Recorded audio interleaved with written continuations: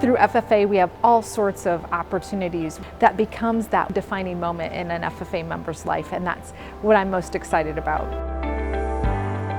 Hello, and welcome to this edition of the State of Soy. I'm Michaela Jordan, reporting from the FFA Enrichment Center in Ankeny, where I'm joined today by Shannon Latham, who serves as the new Executive Director for the Iowa FFA Foundation, and we're talking about the important role the foundation plays in supporting agricultural education and FFA across the state of Iowa. Shannon, let's start at the beginning. What is the FFA Foundation, and what role does it play in agricultural education?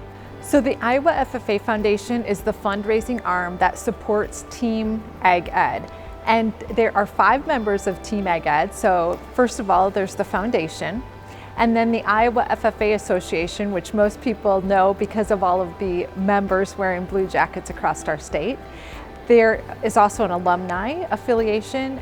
There are professional agricultural students, more like the FFA program at the community college and collegiate level.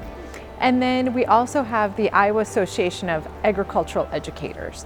So our mission at the foundation is really to cultivate partnerships that raise money for all of ag education that accompanies those groups. Could be awards, training, professional development, and of course scholarships. Why did you choose to search for this position? I stepped away from our family's seed business to take this, and I wouldn't have stepped away for just any reason, but youth development and ag literacy is just something that has been near and dear to my heart, and especially the FFAs. I was a charter member of the North Butler FFA, and one reason I did that is because FFA meant so much to my dad. So he encouraged me to enroll. He just said that it had done so much to help him, and that is just some of the best advice I've ever been given. So my agricultural advisor was the one who took me on my college visit. He took me to Iowa State, introduced me to the major of agricultural journalism and public service and administration in agriculture. I had no idea that there were those majors. That was just, one of those defining moments in your life, right? When he took me on that college visit, it just really lit something up inside me, and I want to be able to help more students have those amazing moments. Here I am, this many years later, still remembering that one moment. So I think through FFA, we have all sorts of opportunities that becomes that one defining moment in an FFA member's life, and that's what I'm most excited about. As you step into your new role as Executive Director, what are your goals for this coming year? So one of the goals is to have access for every Iowa student to FFA by the 100th anniversary of Iowa FFA. So that is a pretty lofty goal. We've got a couple of years to reach that. We have had over 25 new chapters start in the last 6 years, so that is really encouraging, and I think that's just so exciting to be part of that overall grand vision. And then of course we need to start planning now for that 100th anniversary, but what a milestone that we all get to celebrate.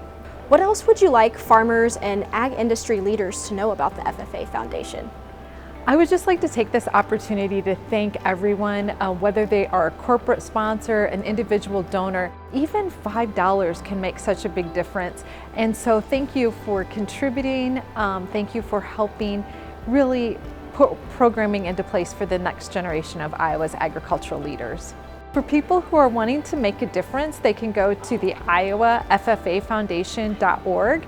And then also, I would love an opportunity to visit. So feel free to give us a call here at the Iowa FFA Foundation. One of the things I enjoy doing most is traveling around the state of Iowa. I would love an opportunity to stop by and visit with anyone who's interested in learning more. The Iowa FFA Foundation is dedicated to improving access to agricultural education and FFA across the state through fundraising efforts, and the Iowa Soybean Association is proud to support that. Reporting for this edition of the State of Soy, I'm Michaela Jordan.